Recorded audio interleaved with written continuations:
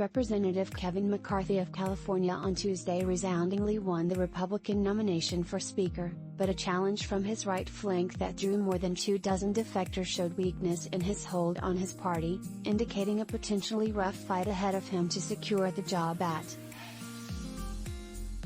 The vote, which took place as his party was still clawing its way to what appeared likely to be a historically slim majority, was a successful first showing for Mr. McCarthy, the five-term congressman from California, in his quest to win the Speaker's gavel. He only needed to secure support from a majority of his conference, including incumbents, newly elected members and candidates in uncalled races, in a secret ballot vote held behind closed doors at the Capitol.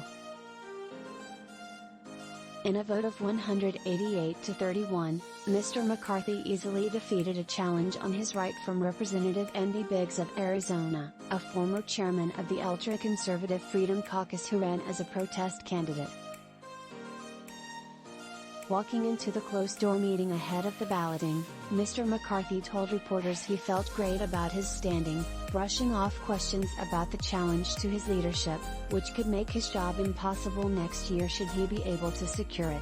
The goal when I became leader for Republicans, he said, were on the track to do so.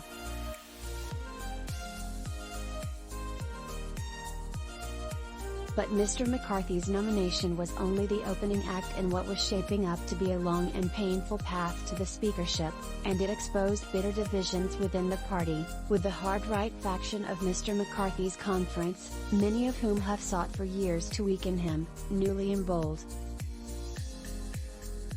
It revealed that Mr. McCarthy still does not have the support of the 218 lawmakers that he would need to cement his role as leader in a vote of the entire House in January.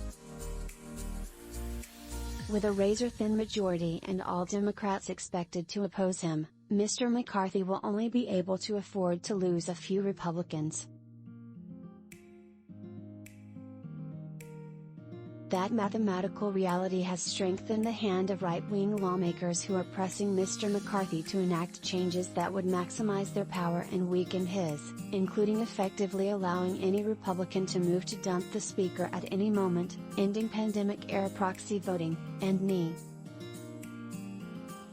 Minority Leader McCarthy does not have the votes needed to become the next Speaker of the House, and his speakership should not be a foregone conclusion.